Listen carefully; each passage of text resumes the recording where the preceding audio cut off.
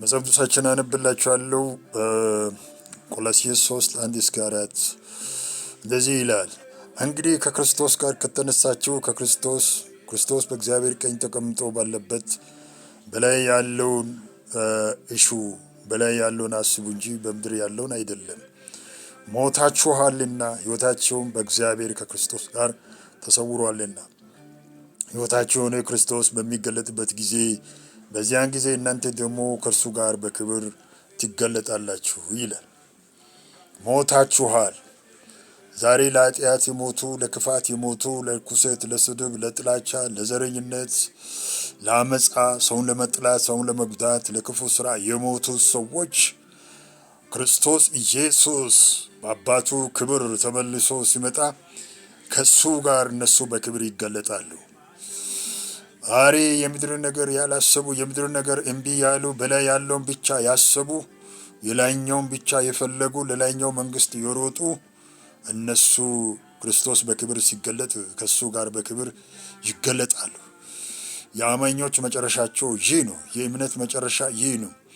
ስለዚህ ነው ጌታችን ኢየሱስ ክርስቶስ በሉቃስ ወንጌል 18:10 ላይ ሲናገር የሰው ልጅ በመጣ ጊዜ እምነትን ያገኝ ይሁን ብሎ ያለው።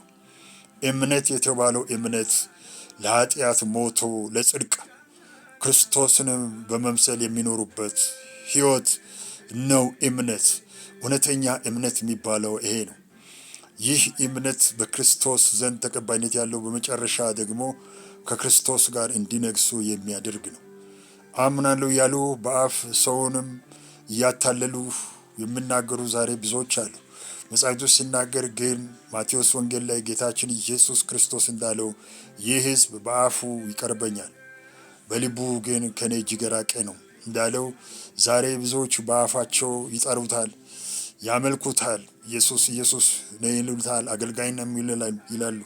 ነገር ግን የምድርን ነገር የዓለምን ነገር አጉልተው በህይወታቸው ሲያሳዩ እንመለከታለን። መጽሐፍ ቅዱሳችን ግን ሲናገር እንደዚህ ነው የሚለው። ጌታችንን ኢየሱስ ክርስቶስን ጠላት ዲያብሎስ በቤተ መቅደስ ጫፍ ላይ አውጥቶ ያለ መንግስታቸውንና ክብራቸውን አሳይቶ ወድቀህ ብትሰግድልኝ ይህንን ሁሉ በእጅ ይሰጣለሁ ብሎ አለው ይላል። በዚህ ጊዜ ጌታችን ኢየሱስ ክርስቶስ አንተ ሰይጣን ሂድ፣ ለአምላኬ ለእግዚአብሔር ብቻ አምልክ፣ እሱን ተከተል ተብሎ ተጽፏል ብሎ አሳደዱ ወይም ባረረው ይላል። ዛሬ የምድርን ነገር ዲያብሎስ ያሳያል። ክርስቶስ ግን ዛሬም የላይኛውን ያሳያል። መንፈስ ቅዱስ የላይኛውን እንድናስብ ያሳያል። መጽሐፍ ቅዱስ እንግሊዘኛው በጣም አጉልቶ የሚያሳየው that should be set in this word things you must set your mind, your spirit on the above or in heavenly activity.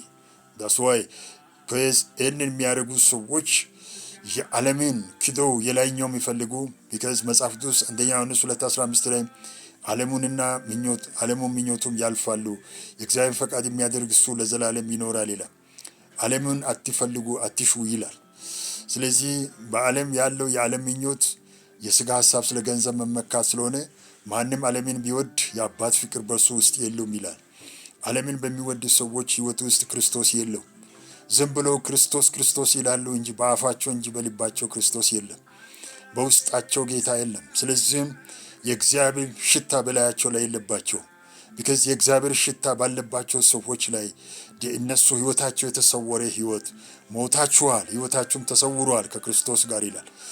ሰው ለኃጢአት ሲሞት ህይወቱ ከክርስቶስ ጋር ይሰወራል፣ በላይኛው ክብር ይሸፈናል።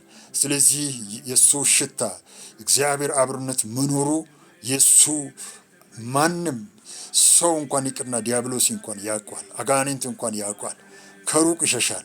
ማንም በሱ ላይ በከንቱ ሊናገር አይችልም። because የእግዚአብሔር ክብሩ በላዩ ላይ የተነሳ እሱን ሊያዩ አይችልም። ለዚህ ማሳያ የሚሆነው ሙሴ ነው። ሙሴ ከእግዚአብሔር ጋር በሲና ተራራ ቆይቶ ሲመለስ እነሆ እነዛ እስራኤላውያን ፊቱን ሊያዩት አልቻሉት።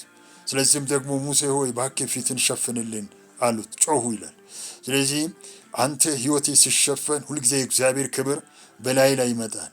ያ ሲመጣ ደግሞ በምድር ይሄንን ተኳኩለ ተቀባብቴ እንደገና 10 ጊዜ ፊትን ተቦራርሼ ጸጉርን ሺህ ጊዜ ተቀባብቴ እነሆ እግዚአብሔር ያለ ለማስመሰል ከምትጥረው 10 እጥፍ የእግዚአብሔር ክብር በላይ ላይ ሲኖር ሳትታጠብ ሳትቀባባ ምንም ሳታረግ ስትወጣ የእግዚአብሔር ክብር ዲያብሎስንና አጋንንቱን ከሰዎች ዙሪያ ነቅሎ ይጥላል።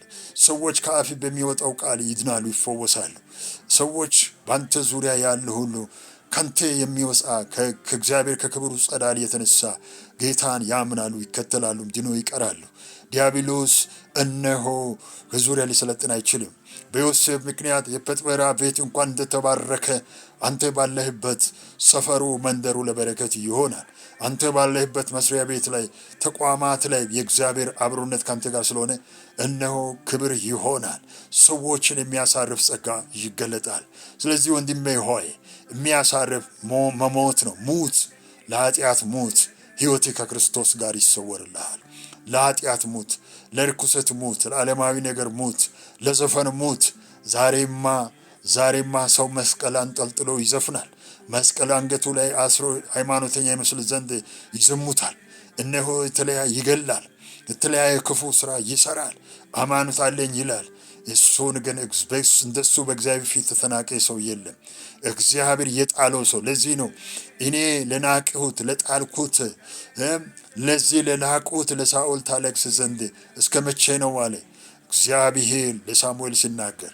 ዛሬ በእግዚአብሔር ፊት የተጣሉ ነገር ግን በአምላክ ዘንድ ያሉ የሚመስላቸው ብዙ የሃይማኖት መሪዎች አሉ፣ ብዙ ሃይማኖተኛ አሉ፣ ብዙ ሰባኪያን አሉ። በእግዚአብሔር ፊት የተጣሉ ብዙ እግዚአብሔር የጣላቸው ነገር ግን ሰዎች ዝም ብሎ የሚክቧቸው በቲክቶክና በዩቱብ በተለያየ ሁኔታ እነሆ ዝና ሊያተርፉ ዘንድ የሚፍጨረጭሩ ነገር ግን እግዚአብሔር ከነሱ ጸጋውን የወሰደባቸው የተናቁ ብዙዎች አሉ።